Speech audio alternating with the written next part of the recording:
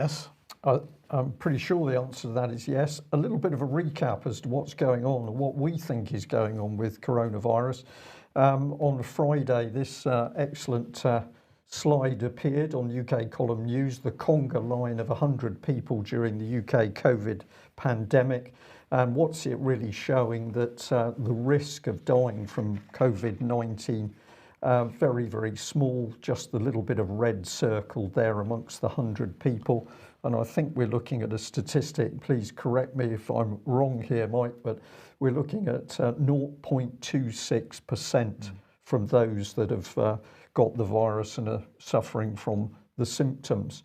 So what is going on? Well, Friday's UK column news raised a lot of very interesting things. We've got the chaos over lockdown, but nobody understands what lockdown is. The virus is apparently not prevalent in supermarkets, but if you try and get your hair cut, it's going to be popping into the barbers as quickly as that. So confusion there. But what has the government been driving? Skewed statistics, which are simply not giving us the true picture, because the virus has been declining for weeks, and yet we're bottom right still in level 4, which is a heavy lockdown according to the government, with no sign of that shifting, although we are allowed out to play provided we stay 2 meters apart.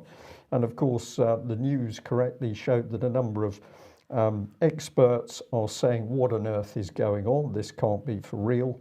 And there was a little bit of black humour saying as well that this might be the Dunning, excuse me, the Dunning-Kruger effect, and basically the government doesn't quite know what it's up to. It's incompetent. Well, that may be the case, but that's the background.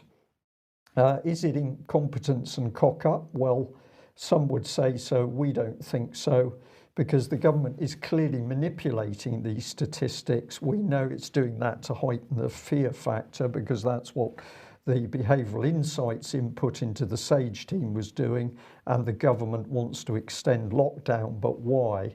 So we thought we'd just take a look at the COVID-19 smokescreen and what's behind it and see where we get to. So we can put the smokescreen on screen, as it were. So here it is with some of those graphs, because it's mainly the graphs that have been distorting the way people view the virus.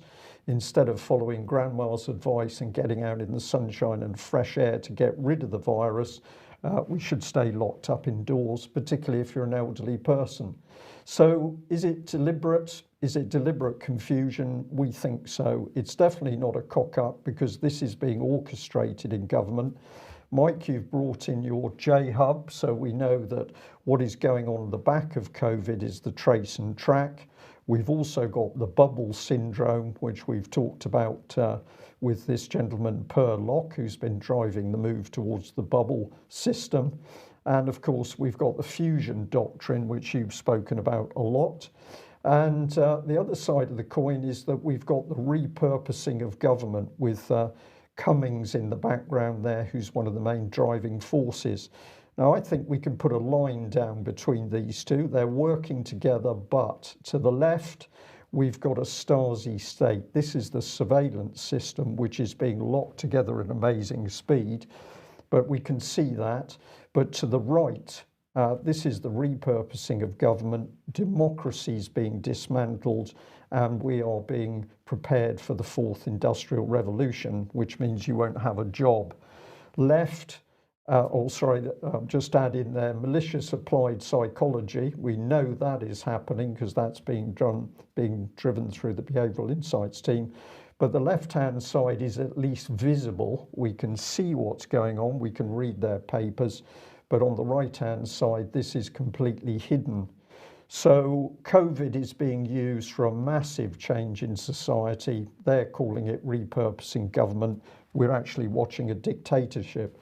David, we're tight for time, but just to give you an opportunity to comment on that. And then I've got a really amazing article from the Telegraph, of all places, which I'll just mention a couple of things from. Well, it's very interesting you raise the difference between what's seen and what's hidden. This is how many deceptions are perpetrated, including ones regarding law and statute and legislation. That we use smoke to obscure what's happening, and we have a mirror, so what seems to be real is in fact merely a reflection of something else. More on that, perhaps in extra time. Indeed. We'll just bring you to a Telegraph article, which should come up on screen. Where are we? There we are. So, Janet Daly from the Telegraph. We appear to be blindly accepting an insidious denial of our liberties. The obsession with the Dominic Cummings saga has deflected attention from more serious issues. This lady, in general, spot on. She said that what Cummings showed was that while people were quietly, or apparently quietly, sat in the background happy to be locked down, when they realised that he was flaunting the rules, they actually started to show their real anger, and there was a lot of letters and emails sent to MPs saying what on earth is going on. So let me just take you in a little bit of what she says here. She says that basically people were bullied into silence, and that it was conditions within communities which meant the people who actually said we don't like what's going on didn't say anything. And that's interesting, Mike, isn't it? Because that was detailed specifically in the applied psychological advice to SAGE, where they were planning to turn one section of the community against the others in order to keep people quiet. So that appears in this article, but it gets here because she says serious debate has been drowned out. So let's have the proper argument, shall we? We can start by asking the right question, which is to say the ones that journalists at the Downing Street briefing did not bother to ask at last week's launch of the test and trace system that is now proposed as the only way out of the lockdown. So criticism by a journalist of other journalists that they're not asking the key questions.